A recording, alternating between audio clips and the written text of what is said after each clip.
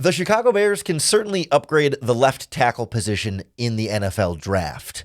But if they don't get one of the top offensive linemen with the 10th overall pick, are there any other options to do better than Braxton Jones?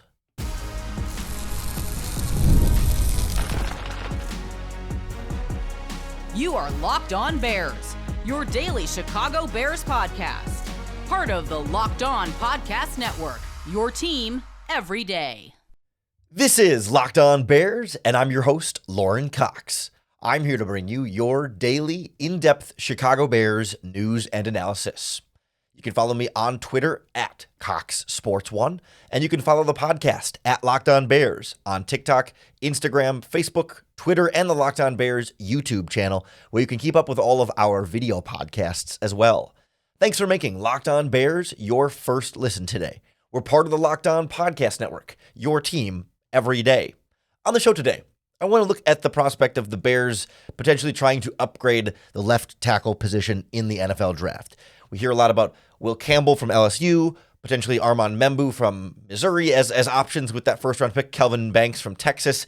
But this conversation for me is two parts in the sense that, one, it's, well, how many of these tackle prospects in the draft really are true, clear upgrades over Braxton Jones? But along that conversation is like, how good is Braxton Jones actually, and where does that sort of leave the Bears from an ability to upgrade from him versus, do you want to add another, competition in there, another Kiran Amegadjie type player to compete? Like, is that moving the needle much for you, or is it kind of first round or bust when it comes to upgrading the left tackle position? And where does Kiran Amegadjie fit into all this anyway? That's what I kind of want to focus in on the podcast today, because offensive tackle is one of the most common picks for the Chicago Bears in the first round, whether it's Membou or Will Campbell. Those are kind of the two primary names there. Kelvin Banks from Texas has been in that conversation as well, but I think there's a feeling like ideally one of Membou or Campbell falls all the way to 10, and you're able to take that player and feel like, yes, this is a top offensive tackle prospect in the NFL draft that would be a plug and play, day one starting left tackle upgrade. Maybe it's not up to the caliber like Joe Alt from Notre Dame. Was that last year or 2 years ago in the draft, where it was like, yeah, if you could get him, wouldn't that be great? Like, these players might not be that caliber of offensive tackle, but still in the very, very good to maybe potentially great category of offensive tackle that would still represent an upgrade over what the Bears have in Braxton Jones. But I've been kind of working through this in my head of like, if Membou and Will Campbell both go in the top 10 before the Bears are on the clock, which many mock drafts see as a real possibility here, well, then what? Like, are there other, is Kelvin Banks a clear upgrade over Braxton Jones? How many other offensive tackles would be upgrades over Braxton Jones? Or if you don't go offensive tackle in the first round because you take Genty at 10, or you take a pass rusher or a cornerback or a tight end or whatever it might be, and you don't go tackle in round one, do you even want to go tackle in round 2 or 3 or 5? Like, is there much value to adding another offensive tackle there if you already have Kiran Amegadjie as a third round pick last year who can compete and develop and do all these things that another mid round draft pick might do? So I think when we think about this draft class as a whole, there's a handful of tackles that are pretty clearly at the top. I think we've got a fairly consensus, maybe not in the exact order, but like between Armand Membou and Will Campbell, those guys, you can debate 1 versus 2 there, but I think after them, there's kind of a drop off to Kelvin Banks from Texas, who's kind of a number 3. Josh Simmons from Ohio State is kind of grouped up as a 4, not because he's not as talented as the guys, but just because of the injury he's coming off of. We just, I think it's a torn ACL that he's recovering from. And so there's some question marks about how ready he'll be for training camp and getting ready for the season. And just always some red flags that linger for a player that, he's not able to work out and do combine workouts and pro day stuff to the full extent because he's still recovering from injury, right? So you don't have as complete of evaluation on someone like Josh Simmons, even though some draft experts will tell you that had he been healthy all season, he could have been the first offensive tackle taken off of the board because of the talent that he does have. So there's some murkiness here, but like those 4 are pretty universally locked in as first round offensive tackle prospects in this draft class. The 5th guy who may end up being a first round pick, but is not necessarily universally judged as such, is Josh Connerly, the offensive tackle from Oregon. who I know, like, former Bears offensive coordinator and offensive line coach Mike Tice just said on a podcast that Connerly is his number one offensive lineman in the draft because of how consistent he is with his technique and how advanced he is for a college player who looks already like a professional offensive tackle playing at the college level. I don't think I'm ready to make Connerly the number one offensive lineman in this draft class, but the fact that an NFL coach like Tice has him so well regarded suggests that, hey, other NFL teams and NFL offensive line coaches could also view Josh Connerly higher in the league than maybe we do on the outside, not knowing exactly what that's going to look like for him, and not knowing that, teams always have different evaluations of prospects. I think back to the Darnell Wright draft for the Bears in 2023, where Paris Johnson Jr. from Ohio State was kind of the number one guy that everyone was interested. But then whether you had Darnell Wright next or Peter Skoronski or Broderick Jones from Georgia, there were a few different tackles in that draft class, that Anton Harrison from Oklahoma. And we were kind of debating all the way up to the draft day, like, who's going to get taken first and what order are these offensive tackles going to come off the board? And there were rumors that the Bears liked Broderick Jones even more than all these other guys. And I don't think very many people expected Darnell Wright to go before Peter Skoronski in that draft. Even though people were really high on Skoronski and all this stuff, teams will end up evaluating these guys differently than we get caught up in on the outside. So it could be that Kelvin Banks ends up going before some of these other guys, or Josh Simmons could be the second offensive lineman off the board, or Connerly ends up being a mid first round pick instead of a late first round or early second round pick. Just depends on how a specific team evaluates these players and these prospects. I certainly think Membu, Campbell, Banks, and Simmons to me all feel like players that you're drafting them because you believe they're better players than Braxton Jones right away. Simmons being injured throws a wrench into that a little bit, but these are first round tackles. You expect that if you're going to draft this guy in the first round, maybe not even at 10, but top 15, top 20, that these are going to be someone who comes in and starts right away for your team at left tackle or right tackle, depending on what that team needs. And I think for the Bears, any of those four guys for sure can be plug and play upgrades over Braxton Jones. You move Jones to the bench and he can be your swing tackle, and also Braxton Jones is recovering from an injury himself and isn't going to be ready for OTAs. And you're hoping he's ready for training camp. He just got out of the boot apparently, so we're making some good progress there with Jones. But it feels to me like these are kind of the clear cut guys, and then everyone else in this draft class, at least at offensive tackle, I'm not totally convinced that they're going to come into the NFL and be plug and play instantly better than Braxton Jones. Sure, they can compete and develop and maybe become better than Braxton Jones, but we talk about somebody like Ariante Ursary from Minnesota, so kind of firmly in this second round pick range.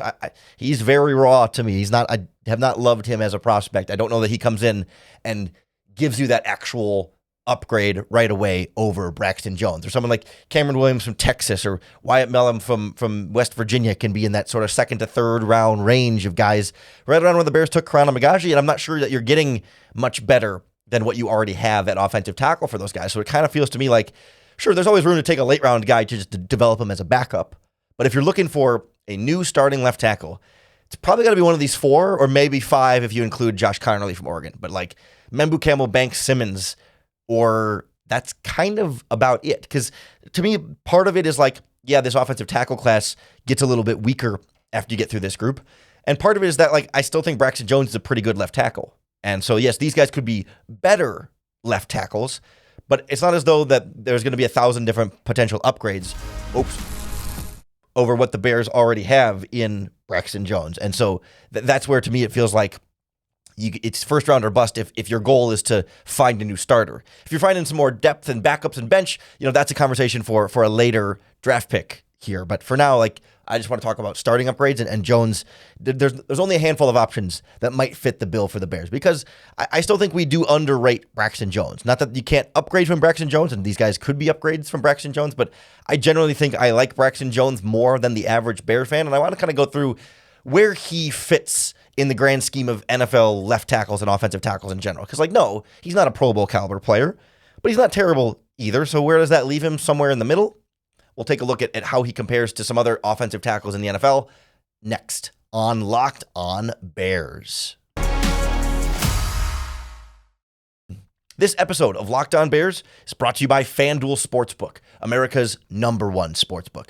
March Madness is here, and FanDuel is giving you the chance to get in on the action like never before. Because right now, new customers can get $200 in bonus bets when your first $5 bet wins. That's $200 extra bucks to use on the Final Four, who's going to be cutting down the nets, the buzzer beaters, you name it. They've got it all in FanDuel, not just for college sports, but for the NFL draft. You can bet on who's going to go where. You could bet on the NBA season. Major League Baseball is underway now. Hockey, soccer, tennis, boxing. They got all your favorite sports in the FanDuel app. It's super simple to use. It's easy. And when you win, you get paid instantly. So no waiting around. Whether you want to rock with your bracket picks and follow your teams all the way to the championships with spreads, totals, and game props, or you want to get on any of your other favorite sports, FanDuel is the place to do it. And you're going to get $200 in bonus bets when you win that first $5 bet. So visit FanDuel.com and get in on the college hoops action all tournament long. I don't think the Bears have a lot of options to upgrade from Braxton Jones in this draft, in part because there's about 4 solid first-round offensive tackles, and in part because it's going to take a really solid first-round caliber offensive tackle to actually upgrade from Braxton Jones, because I think Braxton Jones is at worst an average starting left tackle, and I think at best an above average starting left tackle. And I think he's probably been better than what most Bears fans give him credit for, but that doesn't mean it wouldn't be worth an upgrade, or doesn't mean you shouldn't draft an offensive tackle because Braxton Jones is so great, because the other side of this conversation is Braxton Jones is entering the last year of his rookie contract, and so he's going to need to get paid at the end of this season one way or another, whether it's to be the Bears starter or whether it's to go somewhere else, or if he gets pushed to the bench, like he's going to need a new contract one way or the other. And so it's not just, do you stick with Braxton Jones or do you upgrade from Braxton Jones? But it's like, if you stick with Braxton Jones and he's your starter, then he's going to need a new contract and he's going to have to get paid like a starting caliber left tackle in the NFL. And that becomes quite an expensive opportunity there to try and figure out what's going to be the best path for the Bears. Because you don't want to just go in saying, well, do I want to pay Braxton Jones? Like, get the best offensive line in front of you there. But also, it's Braxton Jones at $20 million a year is different than Braxton Jones on a rookie contract as a 5th-round pick, and that does throw a little bit of a hurdle in there. But you start to look around the rest of the NFL and where Braxton Jones kind of fits in this conversation. I think you'd be surprised that, or if especially the people that are a little bit more anti-Braxton Jones would be surprised how his metrics line up with other offensive tackles. And I certainly don't think we have any individually good way of saying this is the perfect way to measure offensive linemen. Like you can look at PFF grades and those have their value, but they don't necessarily capture everything perfectly, and PFF doesn't claim it captures everything perfectly. You can look at yards per carry and stuff for the running game. You can look at sacks given up and pressures and all that stuff. And so, like, I can't sit here and present to you, like, here's the perfect singular measurement of here's how good Braxton Jones is, here's how good everyone else is, and look at how their numbers compare perfectly. But if we just start with, like, one aspect of offensive tackle play, not the whole picture, just like one specific aspect. We think about pass protection. Obviously, run blocking is really important, and I don't think we have very many good ways to measure run blocking in ways that are super meaningful and easy to digest. But if we start with pass blocking just as one facet of Braxton Jones's game, because that's going to be kind of the most important part, right? Blocking for Caleb Williams' blindside, and look at how often Braxton Jones allowed pressure last season. So if you take the total number of pressures he gave up over the course of the season, which I don't have the raw number, we're going to talk about percentages anyway, and then divide that by the number of pass blocking snaps. So how many of his snaps, in pass blocking specifically, did he allow a pressure on those snaps? And if you look at Braxton Jones's 2024 season, that of course ended with injury, Braxton Jones gave up a pressure on 5.5% of his pass blocking snaps, which ranked 40th among offensive tackles with with a qualifying number of snaps that as long as they played, I think at least 250 snaps, they would qualify here. So out of about, I think it was like 90 offensive tackles, he ranked 40th at 5.5%. That's pretty much dead center, right in the middle, and kind of fits what we talk about, like average to above average, feels about right. Like, for comparison, with Braxton Jones at 5.5%. Darnell Wright was at 4.5%, and he ranked 27th. Again, out of like 90, so like upper third is kind of the ratio there for him. So that's kind of where both tackles are. It's only a 1% of their snaps difference in pressure rate goes from 27th to 40th. Like that's where, whatever you feel about Darnell Wright, like Braxton Jones was just like slightly lower than Darnell Wright, specifically in pressures allowed. Again, doesn't have to represent the full evaluation of the two players. You can have your qualms with Braxton Jones as a run blocker. Of course, like this is not to say this is exactly where he should rank among offensive tackles. But I think it's interesting to compare him to other players. Like when we think about the Detroit Lions offensive line that Ben Johnson is coming from and how we want to build up the Bears offensive line to be as good as the Lions offensive line, it's pretty funny. Like Darnell Wright and Penei Sewell are very similar in pressure percentage allowed. They're the two right tackles for both teams, very, very close. And Braxton Jones as a left tackle was better in pass protection than the Lions left tackle, Taylor Decker. Braxton Jones at 5.5%, Decker at 6%. Jones ranked 40th, Decker ranked 51st. So like when we think about giving Ben Johnson an offensive line up to the caliber of the Lions offensive line, Braxton Jones, at least in terms of pressure percentage, was pass blocking better than the Lions left tackle Taylor Decker last season. So that to me is where you look at it and say, well, you don't need a left tackle upgrade per se. Of course, Braxton Jones is ranked 40th in the stat. That means there's 39 offensive tackles ahead of him. You can absolutely upgrade from him. And in an ideal world, you want to upgrade every position and make it as best as possible. So yes, you can definitely do a lot better than Braxton Jones. But I get this feeling sometimes listening and seeing Bears fans on social media talking about it, and they're like, almost this feeling like, oh man, if the Bears go into the season with Braxton Jones, it's going to be this problem on the offensive line. It's like, no, he's doing better than Ben Johnson's left tackle did last season in Detroit. Like he's already right there. If you want to upgrade the spot, go for it. Make the offensive line better. I'm never going to complain about making the offensive line even better. But it's not as though as it stands today, March 31st, as this podcast comes out, the offensive line starting lineup is fine.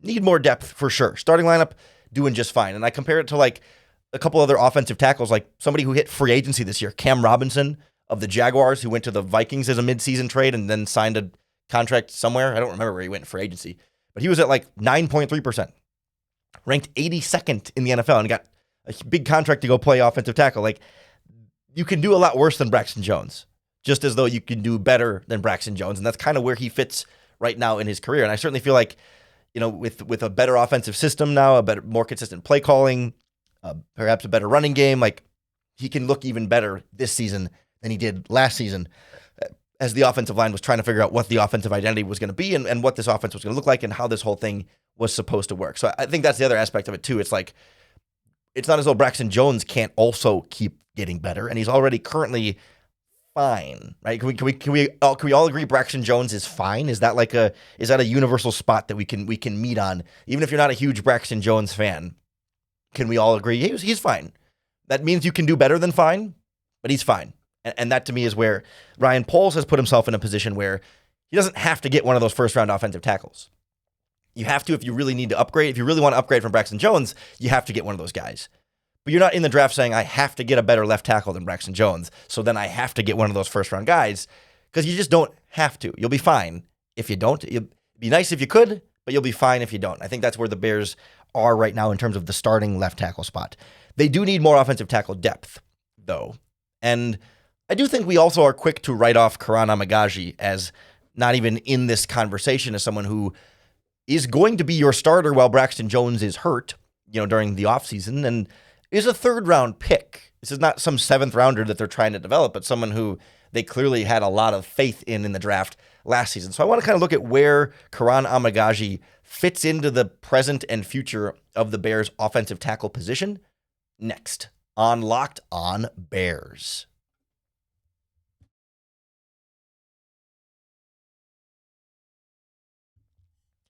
We saw Kiran Amegadjie last season come in and play very, very poorly. And I certainly don't think anyone gained any kind of confidence in Kiran Amegadjie from what we saw on the field last season. It hurt our image in our head and our idea of what Amegadjie is and can be watching him come out and play so poorly. Like, no one is going to come on here and try and convince you that like, oh, actually, Amegadjie did all this.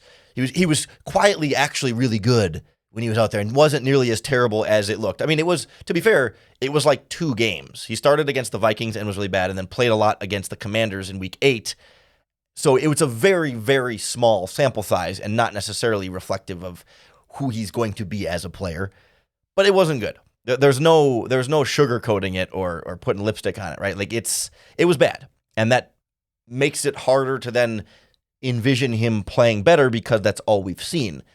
But I also think we shouldn't have had much more expectation than that for Kiran Amegadjie. Maybe we should have expected he wouldn't be that bad, but no one should have been expecting him to step in and be great either. Like we saw the Bears draft Kiran Amegadjie very clearly as a developmental offensive tackle prospect, someone who comes from a small school in Yale, who's going to be facing a significant step up in level of competition, but someone who had a bunch of really intriguing physical tools, moved really, really well, great zone blocker. It'll be a good scheme fit for what Ben Johnson wants to do. Good length, good size, good strength, good mobility. Like this was a player with tools and upside that was always going to need time to develop and grow into an NFL offensive tackle, right? This is not a 2020 hindsight or gaslighting and saying, actually, like even at the time when the Bears drafted him, right? When it took him in the 3rd round, it was like, this is a patient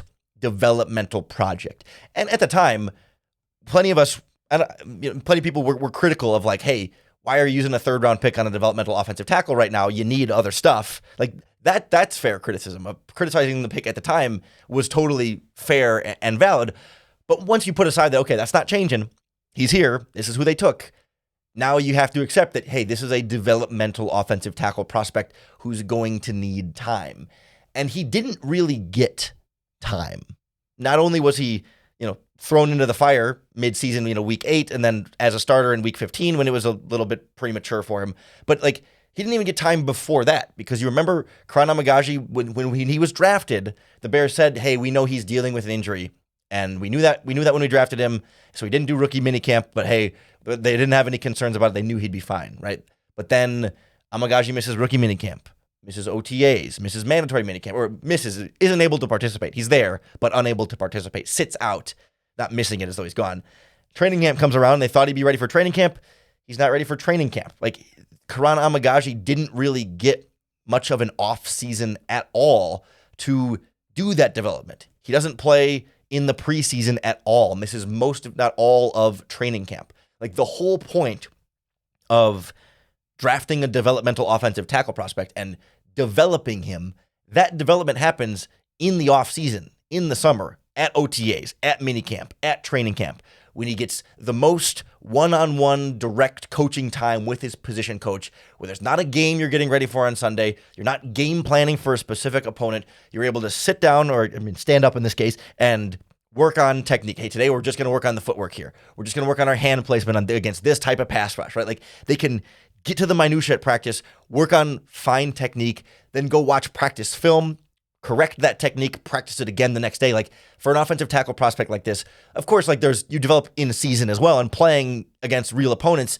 is a part of the developmental process. But like it starts with technique stuff in the offseason so that then you can take what you worked on in the offseason, in the summer and training camp, and then apply that in season and correct it in season against opponents. But with Amegadjie being injured from the start, we skipped all of that. The Bears never got to do the developing part with Amegadjie during the time of year when most of that happens. And then Amegadjie's healthy for the regular season, but the offensive line coach is busy working with the starters, like getting ready to try and win on Sunday, and figure out your protections for the specific opponent. And you got like even when Kiran Amegadjie starts against the Minnesota Vikings of all teams, with Brian Flores scheming up blitzes specifically to attack Kiran Amegadjie, like the offensive line coach has to spend more time figuring out how are we picking up the Minnesota Vikings pass rush, not how can I sit here and work with Kiran on the things he needs to work with to develop as a tackle. So the Bears never really got the opportunity to start formally developing Kiran Amegadjie because of the injury he had when he came out. And like that should be like, we can criticize the Bears for like, why did you draft this injured player? Like there's a criticism of that, but like to criticize Kiran for missing all that time because he was already injured and the Bears knew he was injured and then he never got to develop, and then throws out there, you throw out a tackle who needed development, who never really got it, of course he's going to look like crap. Like, you know, like that's where I'm like, it feels way too early to just write off Kiran Amegadjie or feel like, man, he's a bust or there's nothing you could get out of him. I certainly don't want to count on Kiran Amegadjie and say this guy has to be the starter, you know, but there's a middle ground here between he's still worth investing in. And now he's got a full offseason where he's healthy. And he's got a new offensive line coach who can maybe develop him more than the previous offensive line coach who wasn't getting a lot of development out of players in Chicago. An offensive line coach with more of a track record of developing players. And like, not that this means Amegadjie is going to have this amazing offseason and emerge as a starting caliber player by week 1.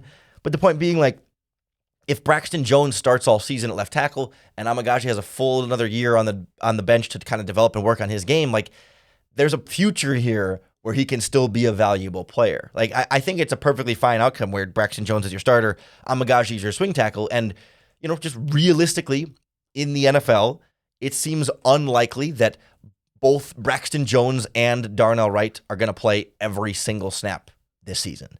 Jones missed 5 games last year and 5 or 6 games the year before that. Like, chances are Braxton Jones will miss at least some time. I think Darnell Wright actually played every snap this past season, but like most players don't play every single snap all season. So it could be a nice thing here where in the offseason right now, Braxton Jones is hurt, so Kiran Amegadjie is going to fill in as your starter at OTAs and minicamp all throughout the summer portion of it. So he's going to get a bunch of extra attention and extra reps at practice when he can lose, and it's not that big of a deal. Braxton Jones gets healthy for training camp, in theory, takes back over as the starter, is a solid starting left tackle for you. Maybe Kiran Amegadjie has to fill in for a game or 2 at an offensive tackle spot and get some better experience as he learned and developed. And then in the offseason, you can decide, do you bring Braxton Jones back? Do you not bring Braxton Jones back? Has Kiran Amegadjie grown enough to start at left tackle or not? You bring in more left tackle competition. Like, I think Ryan Poles is perfectly comfortable with that as an outcome here. And all I'm left feeling like the Bears have to do is just get more offensive line depth. Because you've got Amegadjie as your backup tackle, and then you've got Theo Benedict and some other offseason guys, but you could really use another solid backup tackle. Whether that's a rookie in the 5th round or it's a free agent veteran that's still out there, I'd like another backup tackle. I'd like another backup guard because you got Ryan Bates and Bill Murray.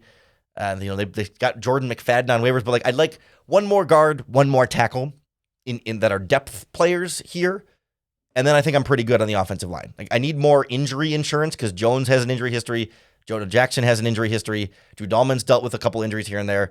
I need more consistent depth I can trust besides Amegadjie and Bill Murray and Ryan Bates. But other than that, you're fine on the offensive line. The offensive line should be good enough as it stands with the starting lineup currently, as long as everyone is healthy, which is a lot of caveats there, and it's going to be unlikely that everyone's healthy. And so because that's unlikely that everyone's healthy, you need better backups because Jonah Jackson might miss time. Braxton Jones might miss time. Drew Dahlman could miss time. Like, I want better backups for sure.